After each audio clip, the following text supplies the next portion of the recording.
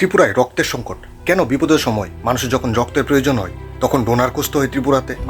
Hello দাদা, ওই ওদের কাছে নাম্বারটা দিছিল।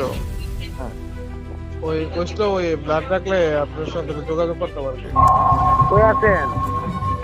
কিনা তো ওই আমার একজন প্রিয় আছে, অসুস্থ রুগী আছে, জীবিতে ভর্তি।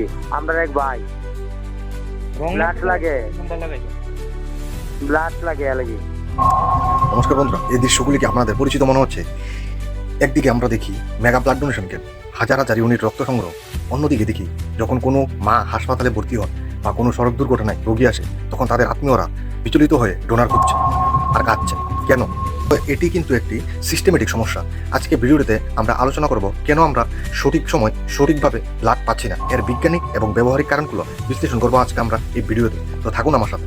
আসুন প্রথমে আমরা সরকারি ডেটা দেখি। ত্রিপুরা লক্ষ্য হলো জনসংখ্যা 1% রক্ত মজুত রাখা, যা প্রায় 40,000 ইউনিট। সরকার বলেছে এই লক্ষ্য মাত্র আমরা সফলভাবে পূরণ করতে পেরেছি। গত কয়েক মাস ফায়ার সার্ভিস, পুলিশ এবং বিভিন্ন ক্লাব উৎসব থেকে রক্তদান ক্যাম্প করেছে। আমরা ভাবি এত রক্ত সংগ্রহ হলো ব্লাড ডোনেশন ক্যাম্প থেকে, তার মানে কি রক্ত কমি মিটে গেল আমাদের ত্রিপুরা থেকে? কিন্তু আসল সমস্যাটা হলো আমাদের চাহিদাটা কোনো উৎসবের দিনে আসে না। আমাদের চাহিদাটা আসে প্রতিদিন, প্রতি মুহূর্তে।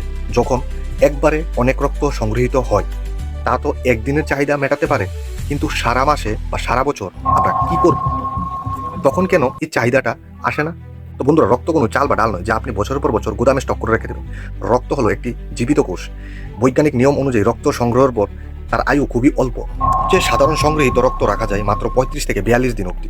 এর মানে মে মাসে 1 তারিখে সংগৃহীত রক্ত জুন মাসের 10 তারিখের পর ব্যবহার করার যোগ্য হবে না। আর প্লেটলেটস বন্ধুরা, এর মেয়াদ মাত্র 5 দিন।